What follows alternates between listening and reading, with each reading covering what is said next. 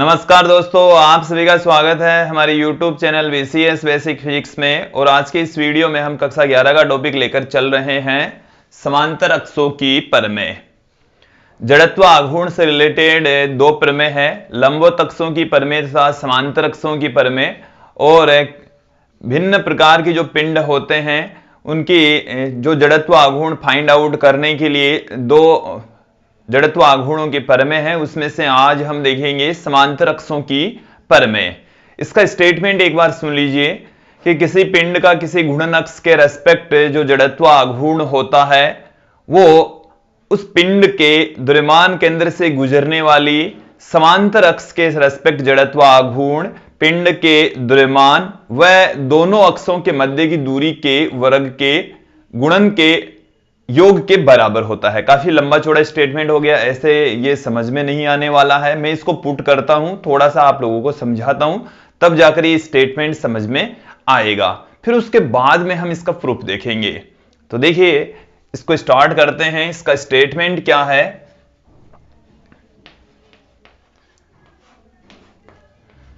कि किसी पिंड का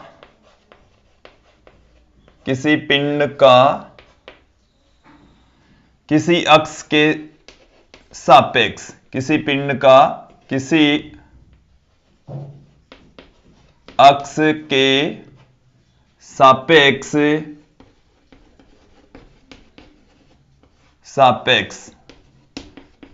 जड़त्व आघूर्ण किसी पिंड का किसी अक्ष के रेस्पेक्ट जड़त्व आघूर्ण, उस जड़त्व आघूर्ण को हम लिख रहे हैं I से। इसकी वैल्यू इस प्रमेय के द्वारा हम फाइंड आउट करेंगे। जड़त्व आघूर्ण पिंड के द्रव्यमान केंद्र से गुजरने वाली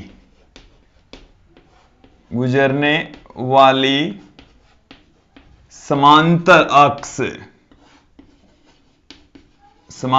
अक्ष के सापेक्ष जड़त्व आघूर्ण, उस जड़त्व आघूर्ण को हम IG से पुट करेंगे और पिंड के द्रव्यमान व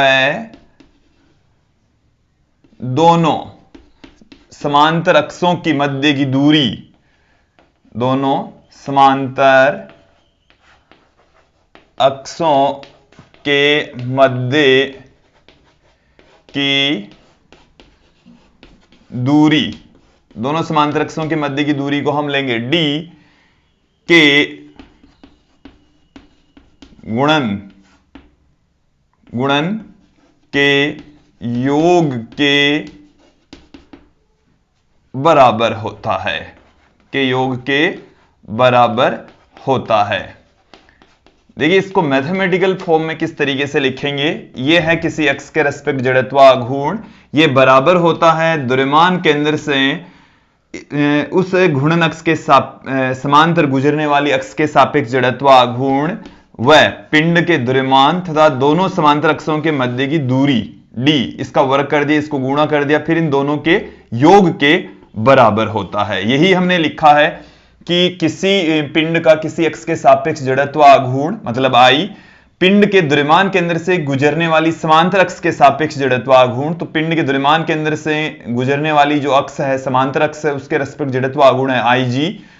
पिंड का द्रव्यमान कैपिटल M वह समांतर अक्षों के मध्य की दूरी वो है स्मॉल d, के मध्य की दूरी के वर्ग भी आएगा यहां पर, मध्य की दूरी के वर्ग के गुणन के योग के बराबर होता है। तो ये हमारे पास में है समांतर अक्षों की प्रमेय का स्टेटमेंट। इसको मैं एक डायग्राम की सहायता से आप लोगों के सामने रखूंगा, समझाने का प्रयास करेंगे हम आप लोगों को। ये हमारे पास में जैसे कोई पिंड है, ये हमारे पास में कोई पिंड है और ये है हमारी घूर्णन अक्ष। ये क्या है?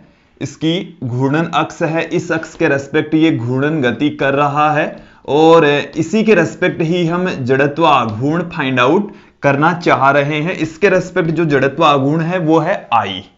ठीक है, इसका जो द्रव्यमान केंद्र है वो हम यहां पर कंसीडर कर लेते हैं कि इस पूरा जो पिंड है इसका द्रव्यमान केंद्र है इस जगह पर, सेंटर ऑफ मास इस बिंदु पर है। तो यहां से और इस घूर्णन अक्ष के समांतर, देखो द्रव्यमान केंद्र से तो जानी ही चाहिए, और घूर्णन अक्ष के समांतर एक अक्ष और लेनी है।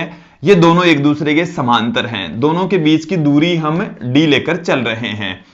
यह है घूर्णन अक्ष के समांतर, घूर्णन अक्ष के, यह है घूर्णन अक्ष के समांतर द्रव्यमान केंद्र से पारित अक्ष, द्रव्यमान केंद्र से पारित अक्ष। घूर्णन अक्ष के समांतर है, ये घूर्णन अक्ष है, इसके समांतर भी है, और द्रव्यमान केंद्र से भी ये गुजर रही है। ये द्रव्यमान केंद्र को हम C से पुट कर देते हैं। देखिए दोस्तों, यहां से इन दोनों के बीच की जो डिस्टेंस है वो हमने कंसीडर कर ली है D। तो यहां से यहां तक की जो डिस्टेंस है वो भी D होगी। जैसे हम यहां पर कोई बिंदु ले लेते हैं P, और इस बिंदु P पर स्मॉल m द्रव्यमान कंसीडर कर लेते हैं। सर्वप्रथम हम स्मॉल m द्रव्यमान का घूर्णन अक्ष के रेस्पेक्ट जड़त्व आघूर्ण देखेंगे, वो कितना होगा। फिर संपूर्ण पिंड के लिए घूर्णन अक्ष के रेस्पेक्ट जड़त्व आघूर्ण देखेंगे।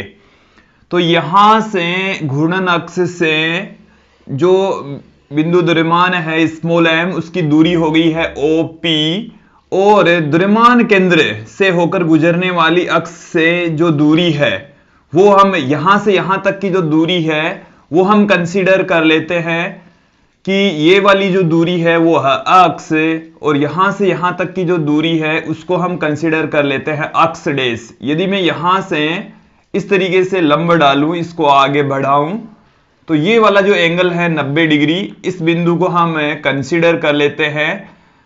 यहां से बिंदु D से मैंने कंसीडर कर लिया, और ये जो एंगल है इसको मैंने थीटा से पुट कर दिया। एक बार इस डायग्राम को समझ लेंगे कि इस घूर्णन अक्ष से बिंदु P की जो दूरी है वो अक्ष, द्रव्यमान केंद्र से गुजरने वाली जो अक्ष है उसके इस बिंदु P की दूरी है अक्ष डेश, और दोनों अक्षों के बीच की दूरी है D। दोनों अक्षों के बीच की दूरी कितनी है D। हमें यहां से इस अक्ष के रेस्पेक्ट जड़त्व आघूर्ण ज्ञात करना है, इस कण का, फिर संपूर्ण पिंड का। तो वो किसके तुल्य आएगा वो हमें ज्ञात करना है। तो इस द्रव्यमान केंद्र से गुजरने वाली अक्ष के रेस्पेक्ट इसका जो जड़त्व आघूर्ण है वो m इंटू अक्ष डेश का स्क्वायर होगा। वो अभी हम देखेंगे। एक बार मैं यहां से इसको मिटा रहा हूं, फिर इसको हम प्रूफ करेंगे। दोस्तों, घूर्णन अक्ष के रेस्पेक्ट हमें जड़त्व आघूर्ण फाइंड आउट करना है। इसके लिए हम सर्वप्रथम जो स्मॉल m द्रव्यमान हमने बिंदु P पर कंसीडर किया है उसके रेस्पेक्ट जड़त्व आघूर्ण ज्ञात करेंगे, फिर संपूर्ण पिंड के लिए जड़त्व आघूर्ण पुट कर देंगे। तो यहां पर आप देखेंगे कि द्रव्यमान स्मॉल m के कारण घूर्णन अक्ष के सापेक्ष जड़त्व आघूर्ण, घूर्णन अक्ष के सापेक्ष जड़त्व आघूर्ण, जो घूर्णन अक्ष है उसके रेस्पेक्ट जो स्मॉल m द्रव्यमान है उसका जड़त्व आघूर्ण, तो यहां से यहां तक की जो दूरी है वो हमने कंसीडर कर लिया अक्ष, पिंड का द्रव्यमान है m, तो जड़त्व आघूर्ण होता है द्रव्यमान गुणा दूरी का वर्ग। तो घूर्णन अक्ष से जो दूरी है वो अक्ष ली है, तो m इंटू अक्ष स्क्वायर ये हमारे पास में आ गया इस घूर्णन अक्ष के रेस्पेक्ट इस स्मॉल m द्रव्यमान का जड़त्व आघूर्ण। अब संपूर्ण पिंड के कारण, संपूर्ण पिंड के कारण घूर्णन अक्ष के सापेक्ष जड़त्व आघूर्ण, संपूर्ण पिंड के कारण घूर्णन अक्ष के सापेक्ष जड़त्व आघूर्ण, संपूर्ण पिंड की वजह से जड़त्व आघूर्ण है हम इसका समेशन कर देंगे। ये किसी एक पार्टिकल के कारण से जड़त्व आघूर्ण है, सभी पार्टिकल्स की वजह से जड़त्व आघूर्ण फाइंड आउट करने के लिए हम इनका जोड़ कर देंगे, समेशन कर देंगे। तो समेशन एम अक्स स्क्वायर, ये हमारे पास में आ गया सभी पार्टिकल्स के कारण से घूर्णन अक्ष के रेस्पेक्ट जड़त्व आघूर्ण। अब यहां पर हम बात करते हैं कि सभी पार्टिकल्स का द्रव्यमान केंद्र के रेस्पेक्ट जड़त्व आघूर्ण क्या होगा। पहले एक यदि हम स्मॉल एम द्रव्यमान के कारण से ज्ञात करेंगे तो वो m इंटू अक्ष डेश का स्क्वायर होगा, फिर सभी पार्टिकल्स के रेस्पेक्ट ज्ञात करेंगे तो समेशन m अक्ष डेश स्क्वायर हो जाएगा। चलिए मैं दोनों लाइनें पुट कर देता हूं। स्मॉल m द्रव्यमान के कारण, स्मॉल m द्रव्यमान के कारण द्रव्यमान केंद्र से पारित अक्ष के सापेक्ष जड़त्व आघूर्ण, द्रव्यमान केंद्र से पारित अक्ष के सापेक्ष जड़त्व आघूर्ण। देखिए इस स्मॉल m द्रव्यमान के कारण से द्रव्यमान केंद्र से गुजरने वाली अक्ष के रेस्पेक्ट जो जड़त्व आघूर्ण है वो हो जाएगा m अक्ष डेश स्क्वायर, क्योंकि इस अक्ष से इस स्मॉल m की जो दूरी है वो अक्ष डेश है, तो m अक्ष डेश स्क्वायर यहां पर आ जाएगा। और फिर यदि हम बात करें संपूर्ण पिंड के कारण से, संपूर्ण पिंड के कारण, संपूर्ण पिंड की वजह से क्या हो जाएगा, द्रव्यमान केंद्र से पारित अक्ष के सापेक्ष जड़त्व आघूर्ण, द्रव्यमान केंद्र से पारित अक्ष के सापेक्ष जड़त्व आघूर्ण, जड़त्व आघूर्ण उसको हम IG से पुट करेंगे, जो कि इसके समेशन, देखो एक स्मॉल m द्रव्यमान के कारण से जड़त्व आघूर्ण m अक्ष डेश स्क्वायर, तो सभी की वजह से समेशन कर दिया और उसको हमने लिखा है IG से। IG का मतलब है द्रव्यमान केंद्र से पारित अक्ष के रेस्पेक्ट, गुरुत्व केंद्र से पारित अक्ष के रेस्पेक्ट जड़त्व आघूर्ण। अब हम इस डायग्राम की हेल्प से यहां पर आप देखेंगे कि आप देख रहे हैं ट्राइंगल, त्रिभुज ODP से हम यहां पर जो कर्ण है OP स्क्वायर, इसे हम पुट कर सकते हैं आधार स्क्वायर, आधार यहां पर है OD स्क्वायर प्लस लंब स्क्वायर, तो DP स्क्वायर। इसे हम इस तरीके से OD को क्या लिख सकते हैं, OC प्लस CD का स्क्वायर प्लस DP का स्क्वायर, इस तरीके से इसको पुट किया जा। इसे हम क्या लिख सकते हैं, देखिए OP square is equal to, इनका होल स्क्वायर खोल दीजिए, OC square plus CD square plus 2OC CD plus DP square. ये हमारे पास में इसका होल स्क्वायर खोलने से आ गया है।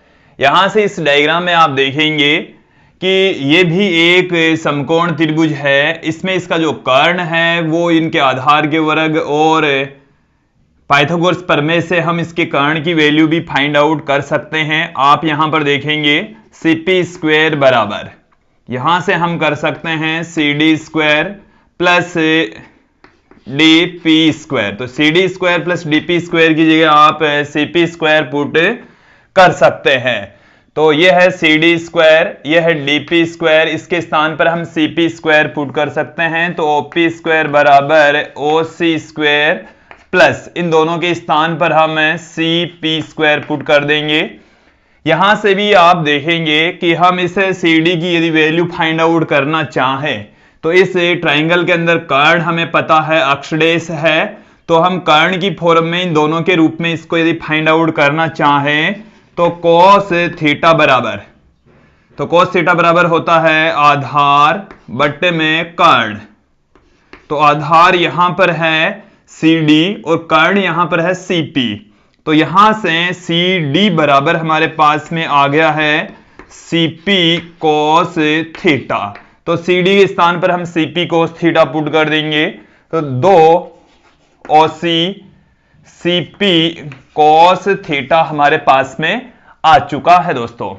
अब हमें OC हम जानते हैं D है, तो OC की जगह D, Cp के स्थान पर अक्ष डेस ये पुट कर देंगे और OP की जो वैल्यू है वो उठाकर हमें OP की जो वैल्यू है वो है अक्ष, तो यहां से हमारे पास में क्या निकल कर आएगा, अक्ष स्क्वायर बराबर OC हमारे पास में आप डायग्राम से देखेंगे अक्ष डेस स्क्वायर, Cp का जो स्क्वायर है, Cp का स्क्वायर की जगह आ गया अक्ष डेस स्क्वायर, OC देखिए तो D स्क्वायर प्लस में 2, OC की जो वैल्यू है वो है D, Cp का जो मान है वो है अक्ष डेस कोस थीटा, इसकी वैल्यू उठाकर हम पुट कर देंगे यहां पर I में, तो हमारे पास में क्या आया, I बराबर कि संपूर्ण पिंड के कारण घूर्णन अक्ष के सापेक्ष जड़त्व आघूर्ण I बराबर समेशन m, और अक्ष स्क्वायर की जगह हमारे पास में है अक्ष डेस स्क्वायर प्लस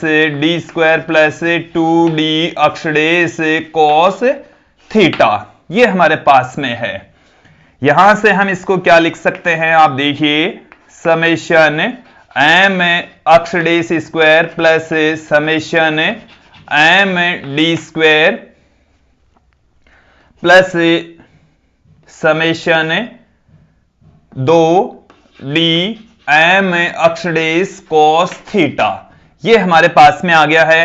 समेशन m अक्ष डेस स्क्वायर, समेशन m अक्ष डेस स्क्वायर ये है IG, मतलब द्रव्यमान केंद्र के सापेक्ष संपूर्ण पिंड का जड़त्व आघूर्ण, तो I बराबर हम पुट कर देंगे, ये हमारे पास में आ गया IG। यहां से आप देखेंगे कि समेशन से बाहर हम इस D स्क्वायर को बाहर ले लेंगे, तो समेशन m हमारे पास में रह गया, यहां से भी हम 2D को इससे बाहर पुट कर सकते हैं समेशन से, तो हमारे पास में समेशन में रह गया m अक्ष डेस कोस थीटा, ये हमारे पास में रह गया है।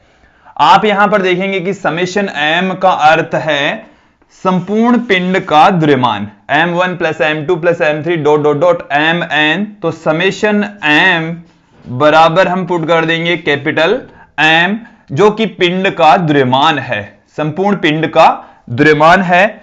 इसके साथ में आप देखेंगे